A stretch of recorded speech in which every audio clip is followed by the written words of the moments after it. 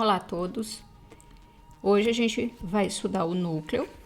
Semana passada a gente começou a estudar a citologia, ou seja, começamos a estudar a célula, estudamos a membrana plasmática e o transporte através da membrana. Hoje nós vamos estudar o núcleo. Então aqui a gente tem o núcleo celular. O núcleo apresenta um formato variado. Normalmente ele é arredondado ou alongado, com cerca de 5 a 10 micrômetro. De uma maneira geral, cada célula apresenta apenas um núcleo, mas existem algumas que podem ter mais de um núcleo, portanto elas são multinucleadas, como é o caso, por exemplo, das fibras musculares esqueléticas. Vale destacar que ainda algumas células não apresentam núcleo quando maduras, ou seja, que são anucleadas, como é o caso dos eritrócitos ou das hemácias. O núcleo ele é considerado o centro de controle das atividades da célula e também o local onde são armazenadas as informações genéticas. As funções desempenhadas por ele só são possíveis graças à presença do DNA, ou seja, do ácido desoxirribonucleico, que a gente já estudou anteriormente nas nossas aulas. Esse DNA, ele é encontrado, como a gente já viu lá no DNA, no interior do núcleo, ou seja, dentro do núcleo. E esse DNA são eles que possuem os genes, que por sua vez são responsáveis pela síntese de proteína. Além dessas funções, é no núcleo que ocorre a síntese e o processamento dos diferentes tipos de RNA. Aqui nós vamos ver essa estrutura aqui, o núcleo. A gente vai ver agora quais são as estruturas que compõem esse núcleo. Então, o núcleo celular, aqui nós já falamos sobre a definição. E as funções relacionadas a ele, que já vimos, que é o armazenamento de informações hereditárias, porque nela contém o DNA, e o DNA tem as informações relacionadas a todas as características de um determinado indivíduo. Por eles terem esse DNA, por dentro desse núcleo está contido o DNA, ele tem o controle das funções celulares. Qual é a estrutura do núcleo celular? Então, o núcleo celular ele é constituído por uma carioteca. Então, a gente tem aqui essa estrutura que delimita o núcleo. Lembrando, vale salientar que a gente viu que existem organismos que têm esse núcleo, só que ele não é delimitado por essa carioteca. São os organismos procariontes. Os organismos eucariontes são aqueles organismos que possuem a carioteca, ou seja, possuem essa membrana delimitante. Ele é constituído também por um nucleoplasma, que é a estrutura líquida que está presente aqui dentro do núcleo.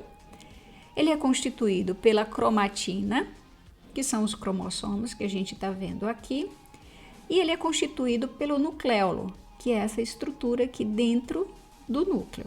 A gente vai estudar com detalhe cada uma dessas estruturas. Então aqui a gente está vendo a carioteca. Como vocês podem observar, essa carioteca, ó, ela é cheia de furinhos. A carioteca, assim como a membrana plasmática, ela é formada por uma bicamada de fosfolipídio, onde são inseridos algumas proteínas. Essas membranas são perfuradas por pequenos poros, como a gente está vendo aqui, que servem de porta de entrada e de saída para algumas substâncias nucleares. Vale destacar que o fluxo não é contínuo, uma vez que nesses poros existem proteínas com papel de garantir a seletividade, controlando dessa forma o que entra e o que sai. As membranas que constituem a carioteca, elas apresentam diversos furos, que são esses porinhos aqui. Cada poro ele é circulado por um conjunto de proteínas. Cada poro desse tem um conjunto de proteína. que a gente chama esse conjunto de proteína de complexo do poro. O complexo do poro tem como função regular a passagem de moléculas de proteína e de RNA entre o núcleo e o citoplasma.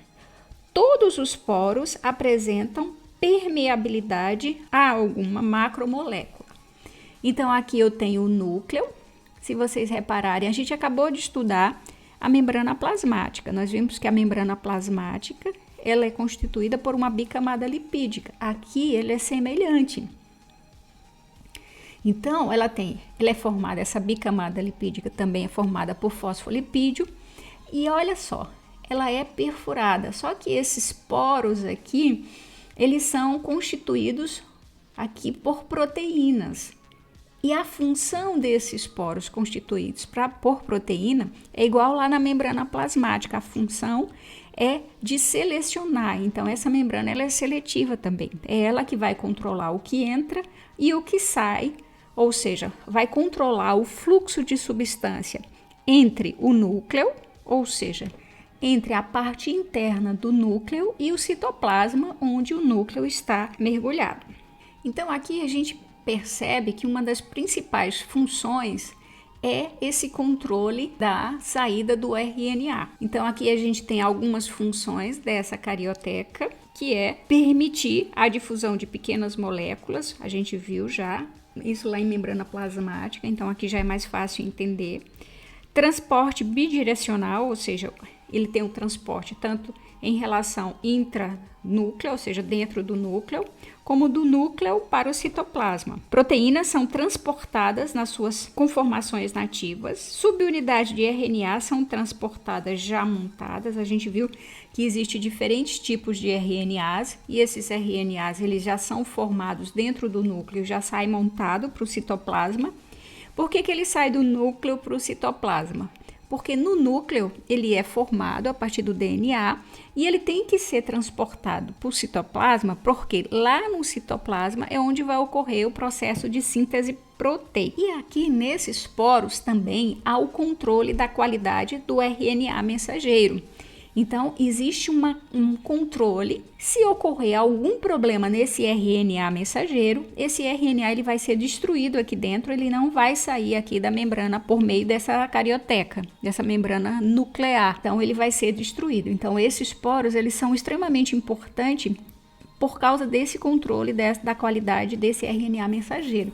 Por que é tão importante o controle desse RNA mensageiro? A gente viu lá em ácidos nucleicos que é esse RNA mensageiro que traz a receita da proteína. É ele que vai dizer como que ela tem que ser produzida, ou seja, quantos tipos de aminoácido, o número de aminoácido, a ordem e a quantidade. Então, ele é extremamente importante para que a proteína seja produzida com sucesso. Então, há um controle muito grande em relação à saída desse RNA mensageiro. O nucleolo, aqui dá para a gente ver o núcleo e dá para a gente ver aqui o nucleolo. Então, esse nucleolo, normalmente, eles são arredondados, densos e formados por RNA ribossômico e proteína. Sua função principal é garantir a produção adequada de ribossomos, que são as organelas que são responsáveis pela síntese de proteína. Esses nucleolos aqui que estão dentro do núcleo são responsáveis pela produção dos ribossomos, que por sua vez é responsável pela síntese proteica. A gente viu lá em síntese proteica que o RNA ribossômico é ele que vai fazer as ligações peptídicas para que ocorra a formação da proteína. Se ocorrer algum problema com esse nucleolo aqui, vai ocorrer problema com a produção de proteína, concordam comigo? Se é ele que produz os ribossomos, se é os ribossomos que produzem proteína, se ocorrer algum problema aqui, a célula ela vai ter problemas relacionados à síntese de proteínas. Aqui também nós temos a cromatina. A cromatina ela é formada por DNA associada a proteínas. Há dois tipos de cromatinas que a gente vai ver daqui a pouco, que é a heterocromatina e a eucromatina. A heterocromatina ela é muito compacta e, portanto, não realiza a transcrição dos genes. Não ocorre aquele processo de você tirar a cópia do DNA. Então, transcrição é você tirar a cópia do DNA para que posteriormente você consiga fazer a sua síntese proteica. E a outra parte, que é a eucromatina, por sua vez apresenta um DNA não condensado, o que permite dessa forma a transcrição, podendo ser considerado, portanto, a forma ativa da cromatina. Aqui a gente consegue ver, aqui nós temos a membrana nuclear ou a carioteca, temos aquele complexo de proteína, que são os poros, por aqui que vai ocorrer aquele controle basicamente dos RNAs.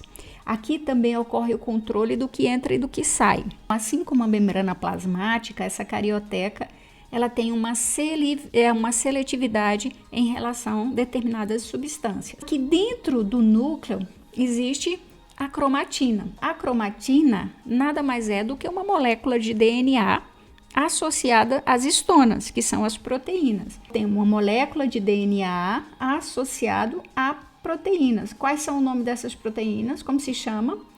Chama-se histonas. A gente viu lá no início da aula que eu falei para vocês que o controle nuclear está relacionado principalmente à presença desse DNA que se encontra dentro do núcleo. A gente já viu lá nos ácidos nucleicos que o DNA se encontra dentro do núcleo e lá não pode sair.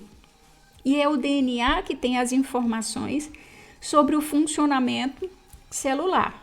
Como eu falei para vocês, existem dois tipos de cromatina, que é a eucromatina, que é essa parte aqui, que ela não está enrolada. Quando a gente fala condensada, é que ela está bem enroladinha. Então, a eucromatina é essa parte, que ela está descondensada. Portanto, se ela está descondensada, ela é a parte ativa do cromossomo. Ela pode ser transcrita, ou seja, pode ocorrer a formação do RNA para ocorrer a formação da proteína, ou seja, tu tem que produzir os RNAs para poder produzir as proteínas. E eu tenho as heterocromatinas, que são essas estruturas mais enroladinhas aqui, que a gente chama condensada. Se vocês repararem aqui, elas estão condensadas. Como elas estão bem enroladinhas, eu não consigo transcrever. É como se você imaginasse uma folha. Imagina lá que eu disse a vocês que o DNA é um livro de receita de todas as proteínas. Então, essa parte aqui de heterocromatina é como se fosse alguém tirasse aquela parte lá e amassasse a folha. Como ela está bem amassadinha, bem compacta, eu não consigo ler a receita, eu não consigo tirar uma cópia porque ela está toda amassadinha. Então, essa heterocromatina aqui, ela está bem condensada e você não consegue transcrever justamente porque ela está condensada. Essa parte é inativa, você não consegue fazer a transcrição para ocorrer a produção das proteínas. Vamos entender um pouco o que são esses cromossomos. A gente fala ora cromatina, ora cromossomo. É a mesma coisa, professora? É a mesma coisa. A gente vai ver daqui a pouco o que diferencia um do outro. Basicamente, o que diferencia uma cromatina de um cromossomo é o grau de condensação, ou seja, o quanto ele se encontra condensado. Então, eu tenho cromatina aqui, ele está uma parte só, pouquinho condensado e a maioria ele está descondensado. À medida em que ele começa, a espiralização começa a se condensar, a gente passa a chamar ele de cromossomo. O cromossomo nada mais é do que um DNA organizado. Então, esse cromossomo, ele permite a compactação do DNA no núcleo, organização e acesso às enzimas, possibilita a divisão do DNA entre as células filhas na divisão celular, ou seja, quando a célula inicia o processo de divisão celular que a gente vai assistir na próxima aula, essa cromatina ela começa a se condensar, então ela se condensa o máximo possível para que no momento que for ocorrer a divisão celular não ocorra perdas de pedaço de DNA, ou seja, não ocorra perdas de gen. Quando ele encontra-se bem condensado, uma das funções dessa condensação, desse cromossomo se enrolar, é justamente no momento da divisão celular não ocorrer perdas de pedaço de cromossomo. Por que isso, professora? O que seria mais fácil? Eu separar essa cromatina, em que ela está descondensada ou eu separar esse cromossomo que está todo enroladinho? Esse aqui é muito mais fácil do que esse. Vamos entender agora a diferença entre cromatina e cromossomo. Como eu já havia falado, cromatina e cromossomo é a mesma coisa. As duas estruturas são compostas por DNA. A diferença entre eles é o estado em que se encontram. Então, por exemplo, a cromatina corresponde a um longo e fino filamento de DNA. Deixa eu colocar aqui. Ó, a cromatina corresponde a esse filamento de DNA encontrado durante a intérfase, que é a fase em que a célula não está em divisão celular. Então, quando a célula não está em divisão celular, a gente tem a cromatina. Cada filamento de cromatina constitui um cromossomo. O cromossomo é a cromatina enroladinha, como eu já havia falado, sobre si mesmo, tomando a forma espiralizada e condensada. Então, aqui eu tenho a cromatina, que é formada por DNA e histonas, que são as proteínas, e à medida em que ela vai se enrolando, se condensando, ocorre a formação dos cromossomos. Então, o que muda da cromatina em relação ao cromossomo é o grau de condensação. Só a constituição química dela é a mesma. Cromatina e cromossomo são a mesma coisa, o que diferencia é o grau de condensação, ou seja, eles são encontrados onde? Dentro do núcleo. Portanto, o cromossomo ele corresponde à cromatina condensada. Então, para vocês terem uma ideia do grau de condensação que um cromossomo ele é encontrado, o cromossomo ele é a única estrutura visível que a gente consegue visualizar no microscópio óptico, claro, durante a divisão celular. A gente já viu lá também em ácidos nucleicos que esse DNA ele é constituído por genes, que são fragmentos e que nesse gene é lá que vai estar contido as informações relacionadas às proteínas. Daí a função dos cromossomos, ele é controlar a função da célula. Além disso, eles carregam as informações genéticas de um indivíduo através desses genes que eu falei.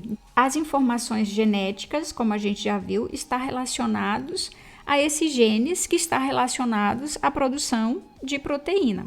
A mesma coisa aqui que eu tenho, essa aqui é uma cromatina e à medida em que ela vai se condensando, eu tenho os cromossomos.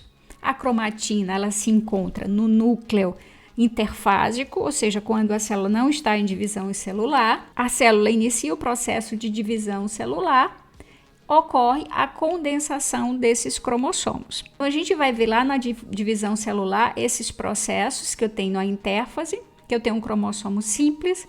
Na intérfase ocorre o processo que a gente já viu lá também de duplicação do DNA, que é a fase S de síntese, então ocorre a duplicação, a gente chama de cromátides, e posteriormente na mitose ocorre a separação de novo desses cromossomos. Mas isso a gente vai ver com mais detalhe daqui a pouco, quando a gente for ver divisão celular.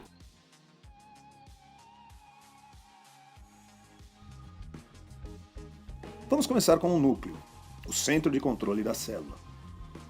O núcleo contém o DNA, ou material genético. O DNA dita o que a célula vai fazer e como ela o fará. Cromatina é o emaranhado onde o DNA se encontra espalhado, encontrado no interior da membrana nuclear. Quando uma célula está se preparando para se dividir, o DNA se condensa em estruturas conhecidas como cromossomos. O núcleo também contém um nucleolo, que é uma estrutura onde os ribossomos são feitos. Depois dos ribossomos deixarem o núcleo, eles terão a importante tarefa de sintetizar ou produzir proteínas. Os tipos de cromossomos. Eu tenho essa estrutura, a gente chama de braço. Essa estrutura aqui eu chamo de centrômero. Então, braço aqui, braço aqui. Quais são os tipos de cromossomos? Cromossomos metacêntricos, submetacêntricos, acrocêntricos e telocêntricos. Esse daqui é o telocêntrico, ele não é encontrado na nossa espécie. Como que eu classifico ele? Esse metacêntrico, essa classificação é de acordo com essa posição aqui do centrômero. O metacêntrico, o centrômero, está numa posição mediana, daí o nome meta, meio. O metacêntrico, o centrômero, está na posição mediana. Os dois braços possuem praticamente o mesmo tamanho, ó, como vocês podem ver. O submetacêntrico, os centrômeros, é um pouco deslocado para a região mediana. A gente vê que, ó, tá vendo aqui, o centrômero, ele não é igual a esse metacêntrico, ele é um pouco deslocado. Esses braços, consequentemente, vão ficar de tamanhos diferentes. O acrocêntrico, o centrômero próximo a uma das extremidades do cromossomo. Olha a diferença entre os braços. Esses braços aqui, eles ficam bem grandes e um outro bem pequenininho. E por fim, eu tenho esse telocêntrico. O centrômero está em uma das extremidades, olha só. O cromossomo apresenta apenas, ó, um dos braços aqui, que é esse daqui, ó, não tem esse aqui da parte superior. Esse telocêntrico, ele não é encontrado em nossa espécie. O que são cromossomos homólogos? Os cromossomos homólogos são cromossomos semelhantes.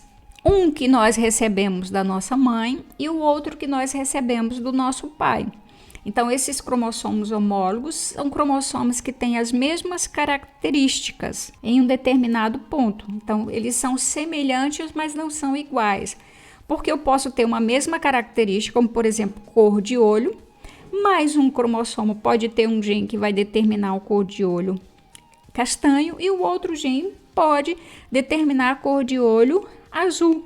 E aí a gente vai estudar no terceiro ano genética e vai ver a questão dos alelos dominantes, ou seja, quando um alelo dominante ele aparece no gene, é a característica que se expressa. Mas isso a gente vai ver com maior detalhe lá no terceiro ano. O que eu quero que vocês entendam aqui, que cromossomos homólogos são cromossomos semelhantes, que carregam as mesmas informações relacionadas às mesmas características. Nós vamos estudar agora as células, a questão de ploidia. O que é ploidia? Ploidia é a quantidade de cromossomos que existe por células. Por exemplo, se eu tenho em uma célula apenas um representante de cada tipo de cromossomo, eu digo que eu tenho uma célula haploide. Eu tenho uma célula haploide, ou seja, de cada tipo de cromossomo, eu tenho apenas um representante. Agora, se em uma célula eu tiver de cada tipo de cromossomo um par, ó, eu tenho de cada tipo, eu tenho 2. Então, eu digo que essa célula, ela é diploide, de 2, e ela tem de cada tipo de célula 2 representantes.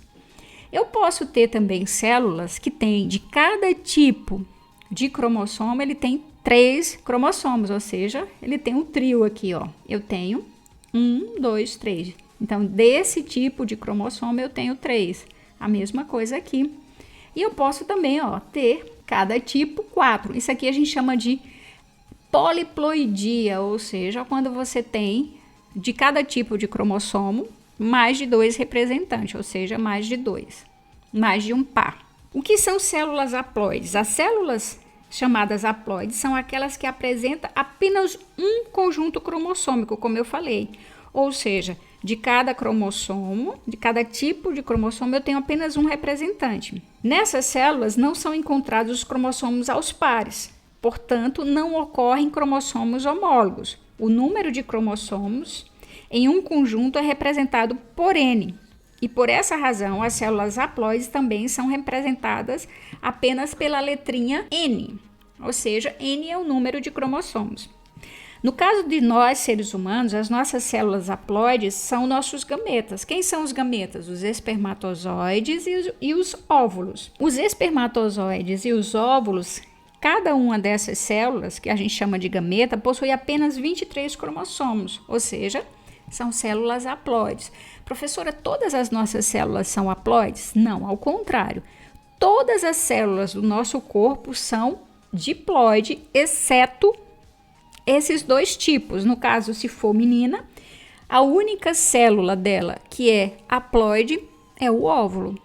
E se for menino, a única célula dele que é haploide é o espermatozoide. E o resto das células, todas as demais células que compõem o nosso corpo são diploides. O que é que significa dizer isso? Que de cada tipo de cromossomo eu tenho dois. Um que eu recebi da minha mãe e o outro que eu recebi do meu pai. Mas qual é a importância de eu ter, por exemplo, dos meus óvulos e dos espermatozoides, eles serem haploides? Porque no momento que for ocorrer a fecundação, essa célula volta a ser diploide. Se esses gametas eles fossem diploides, iria ocorrer um problema muito grande nas espécies. Aqui a gente tem o caso de poliploidia. Professor, existe poliploidia na nossa espécie? Não. Às vezes ocorre a poliploidia, mas a criança não nasce, ou seja, é a maioria dos casos de aborto. Não ocorre esse caso de poliploidia. Mas onde ocorre? Em plantas. Em plantas é muito comum ocorrer a poliploidia, ou seja, de cada tipo você tem mais de dois exemplares, mais de um par. Por exemplo, como eu tenho casos de poliploidia nas plantas, ocorre um aumento dessas células e, consequentemente, as plantas que têm esse processo de poliploidia têm flores grandes, frutos muito grandes, exageradamente grandes, e eu acho que vocês já ouviram falar de uva sem semente, de melancia sem semente, são casos também de poliploidia.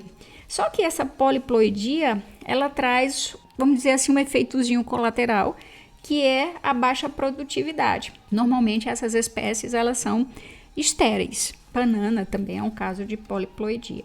A gente já viu que nós temos os cromossomos homólogos, que são cromossomos semelhantes, só que têm as mesmas características nas mesmas posições. Um que a gente recebe do pai e o outro que a gente recebe da mãe. Esses genes alelos são genes que estão nos cromossomos homólogos que vão determinar uma característica específica do indivíduo. Eu falei para vocês aqui, ó, aqui dá pra gente ver perfeitamente que esta célula aqui, ela é uma célula diploide, ou seja, ó, de cada tipo de cromossomo eu tenho dois.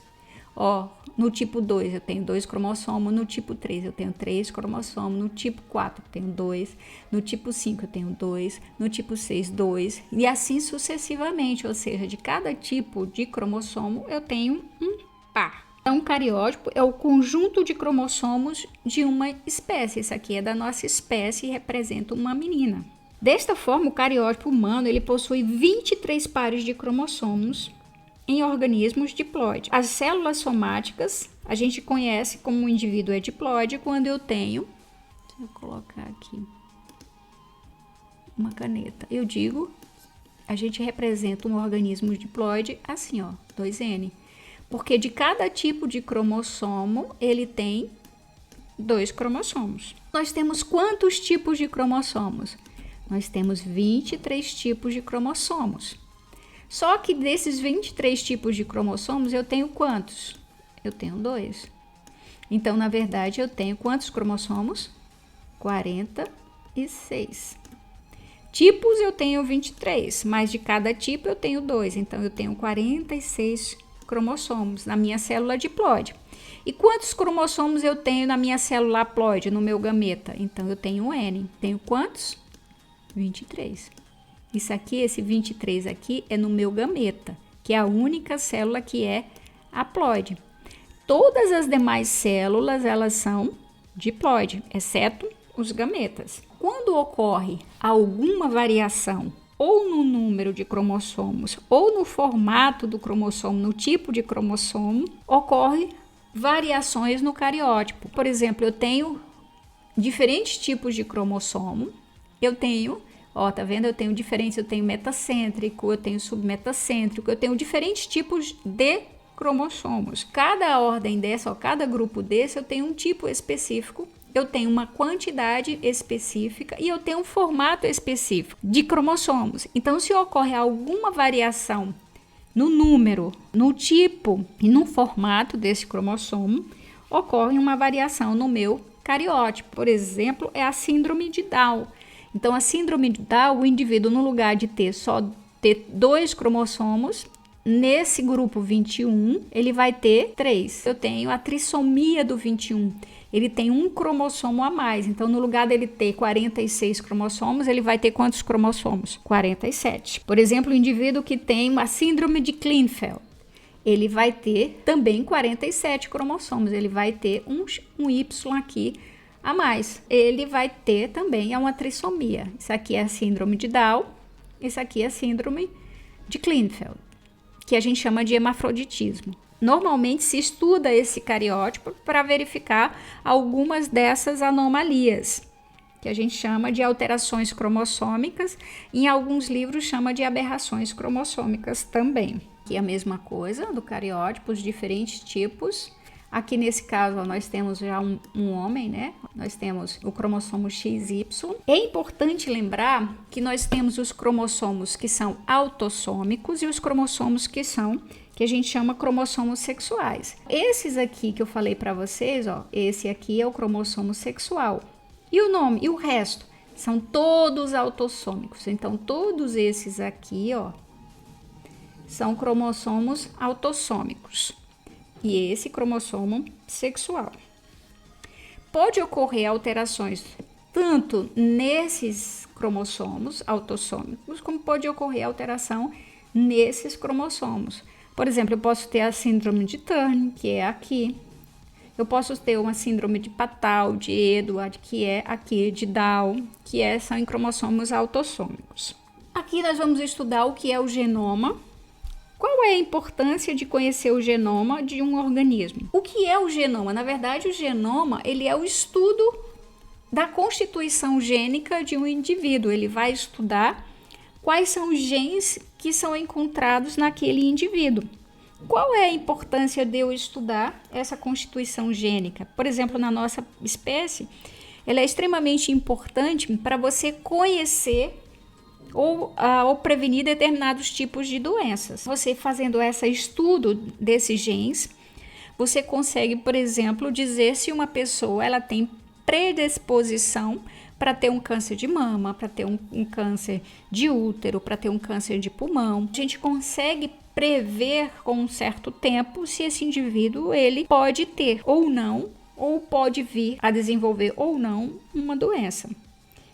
Além disso, é muito importante conhecer também esse genoma para se desenvolver tecnologias como, por exemplo, a terapia gênica, que é a substituição de um gene defeituoso por um gene normal. Essa tecnologia ainda ela está em desenvolvimento, ela está sendo estudada, mas ela já se comprovou em alguns casos que elas são benéficas e que posteriormente, ou seja, com mais estudo, mais à frente, ela pode ser utilizada para curar determinados tipos de doença causada por genes defeituosos.